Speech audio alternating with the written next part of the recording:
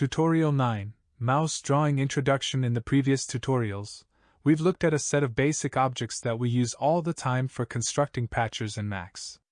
In this tutorial, we'll use these objects to actually control something. We will look at a few ways to manipulate messages by routing them and manipulating lists. We will also query the state of the mouse to change the way that our patch works, and we will learn more about getting information on individual objects and changing the appearance of objects and patch codes. We will use these new objects and techniques to control the LCD object, which allows us to draw simple two-dimensional graphics inside of Max. One of the most powerful aspects of Max is the ability to create small segments of programming that perform specific functions, and having the ability to route messages to the appropriate portion of a larger patcher. Intrapatch routing is key to that power, and the gate object provides that functionality in a very flexible way. It is also useful to build complex messages on the fly, so we can control complex patch processes with relative ease. The pack and unpack objects are used to create list messages and to split them into their individual components again. Lists are the key to working with objects that require more complex messages, and it's often necessary to construct and deconstruct lists from smaller components, integer and floating point numbers, for example. Finally, we will dig into getting more information on object messages. We'll also learn how to color and manipulate patch codes. Visual cues help us figure out other people's patch functionality, and make patches more readable when we share our patches. Getting more info before we begin looking at what our tutorial patcher does, let's take a short diversion to look at some of the ways we can get information about the objects that we have in our patch. Unlock the patcher and move your mouse around the objects in the patch. You've probably noticed that when we place our mouse on an inlet or outlet, a small box is displayed with information about the use of that inlet or outlet. This assistance text is provided as a reminder for the programmer of what that inlet or outlet does in an object. You will also notice that a small circle is displayed around the inlet outlet. If we hover the mouse over the left edge of an object, we see a small circle with a triangle. Clicking on this will open the Object Action menu, which shows the state of the object's attributes, all of the supported incoming messages, as well as shortcuts to view the object's help file, reference pages, and even to search our system for relevant matches in the file browser. This provides a greater level of detail if we need to know details about the exact use of the object. This information is also available in the Messages and Attributes segments of the circular menu. There are other options for on-the-fly information. Select Clue Window from the Window menu of Max. A small window will be displayed. Now, when you hover the mouse over an object, we will see a brief explanation of the function of the object. Using the clue window to view the use of objects is a great way to examine the objects used within a more complex patch. More about objects and patch codes. If you look at the objects in this tutorial patcher, we notice that the patch codes look a little different than the ones we've seen earlier. First of all, a number of the patch codes have intricate paths made of several segments. In addition, some of them are different colors. Let's look at some of the ways we can manipulate the patch codes themselves. Under the Options menu in Max, check the option Segmented Patch Codes. This allows us to create patch codes that have bends in them. We can delete a patch cord by selecting it and hitting the Delete key, or by choosing Delete from the Patch Cord menu. Delete one of the patch cords connecting the message boxes to the gate object at the top left of the patch. Now, reconnect the message box to the gate, but instead of making a direct connection between the two, make a segmented patch cord by clicking the outlet of the message box and then releasing the mouse. We can add segments by clicking the mouse anywhere while we draw the patch cord. We finish the connection by clicking the inlet of the destination object.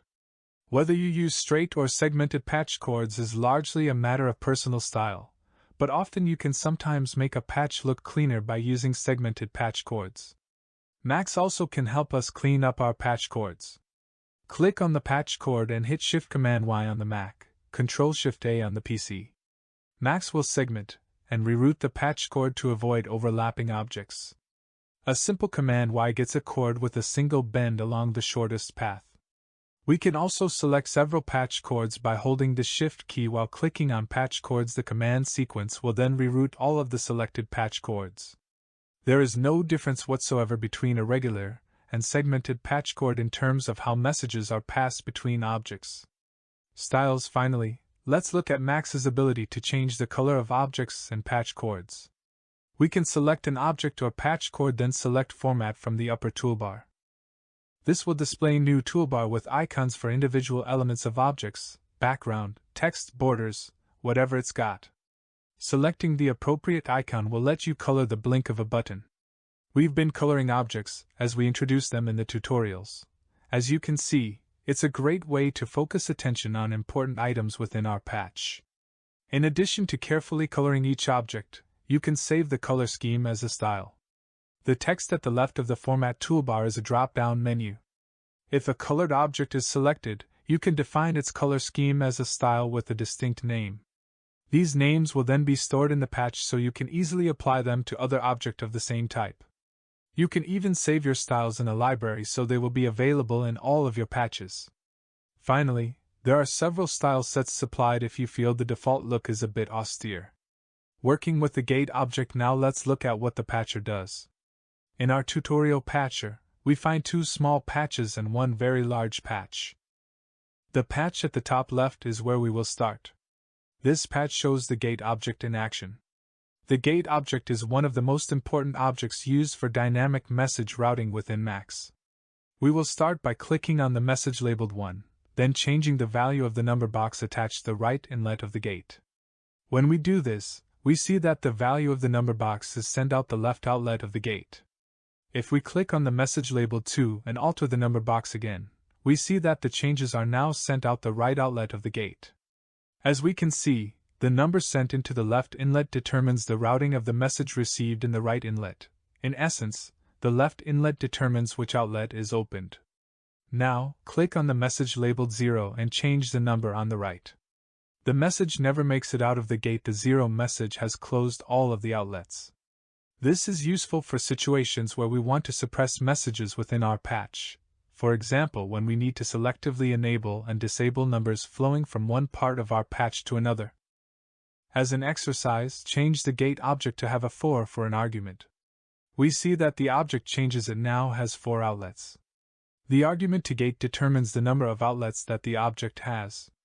If we add a few more messages to the left inlet and attaching number boxes to the new outlets, we can see how easy it is to expand the routing matrix supported by the gate object. Pack, unpack, prepend. The next part of patch that we will look at is just below the gate. It uses the unpack and pack objects to split and reassemble lists of numbers, and the prepend object to place a message selector in front of the list. The two message boxes contain two number lists. When we click on them, we see the two number boxes connected to the unpack object display the individual numbers within the list. The unpack object has taken the incoming list and split it into individual numeric messages. Since lists are often used to create complex messages, we often use the unpack object to unwrap these lists into its individual components. After the number boxes display the messages, they send out their contents into the pack object below, which reverses the process by combining them back into lists that are sent to the prepend object and displayed in the Max console, via the print object. Notice that only one message is displayed in the Max console, even though the pack object received two messages. This is because the pack object will only produce a message when the leftmost inlet receives a message. The patch editing environment provides a clue for this. If we unlock the patch and hover the cursor over the right inlet, we see that it displays a blue circle, meaning that it is a cold inlet. Hover over the left inlet, and we see it circled in red. It is a hot inlet, and will cause the object to generate output when it receives a message.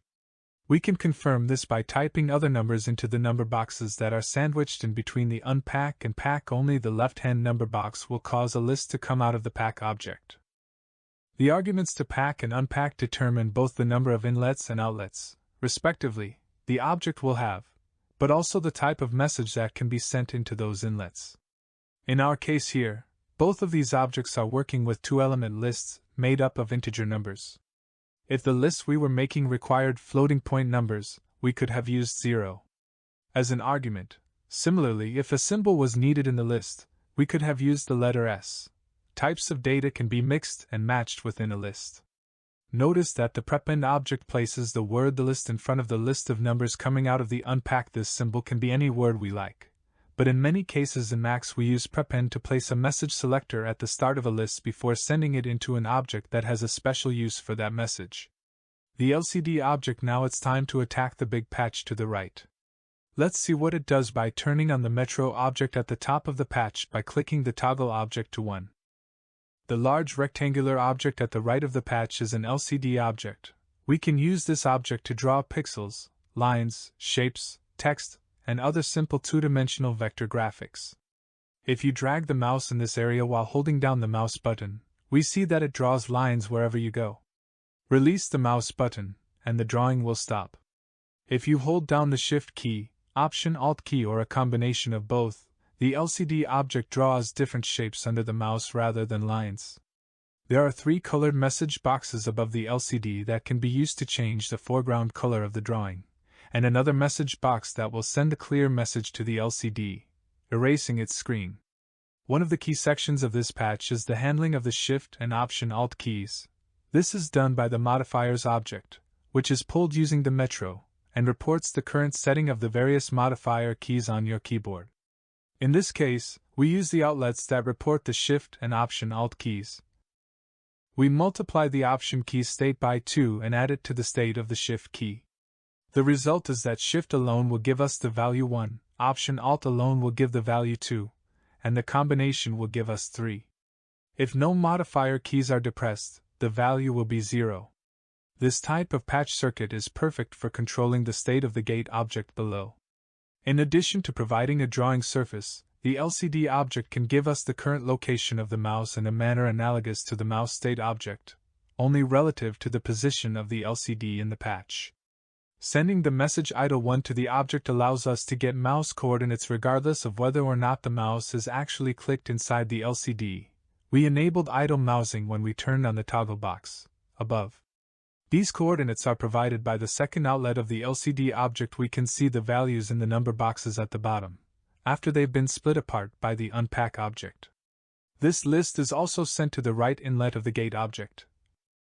We've colored that patch cord red to make it easy to see. The objects named P are patcher objects. These contain subpatches that generate the shapes shown in the LCD. By routing the mouse coordinates to different patchers, the gate object now controls what type of drawing will occur. If no modifier keys are depressed, the gate receives a 0 and none of the drawing routines are used, though we can still click drag inside the LCD to draw lines. If Shift, Option Alt, or both are depressed, the gate routes the mouse location to the appropriate subpatch. Double-click on a patcher object to see what's inside. Note that the patch cords leading in and out of the subpatch are terminated by objects with arrows on them. These are inlet and outlet objects in each of these subpatches. The X and Y locations are run through unpack objects to get the coordinates individually. They are then used to create a properly sized shape. In the rectangle's case, a value of 10 is subtracted and added to both coordinates, and sent into a pack object in the order x10, y10, x plus 10, y plus 10. This list of 4 values is then sent to a prepend, which places a symbol at the front of the list. The LCD object supports a number of drawing commands which do different things. In this case, we're instructing our LCD to draw rectangular frames by providing it with a framerect message followed by 4 arguments: the left, top, right, and bottom boundaries of the rectangle we'd like to draw. Looking at the other 2 pieces of drawing code, we can see that they work in similar ways. The middle outlet of the gate object draws oval-shaped frames that are 10 by 10 pixels in size. The third drawing alternative draws filled-in rectangles with rounded corners. In addition to the coordinates of the rectangle, 2 additional number boxes are sent into the pack object. These control how rounded the corners are. When the coordinates are created and determined and given a message selector to determine the drawing routine, the message is sent back into the LCD object. In order to easily see this message routing, we've colored the drawing command patch cords in blue. The FRGB message boxes are also colored to match the color it will tell the LCD to draw with. These are examples of using object and patch cord coloring to make the function of a patch more obvious. Summary: there have been several different topics covered in this tutorial. We see how the gate object can be used to activate message passing to sections of your patch. We've also seen how to use the unpack, pack, and prepend objects to build and parse complex messages. We've also seen how to color and manipulate patch codes and objects to help make patches and message routing more easily visible. Finally, we've seen how to use the LCD object for simple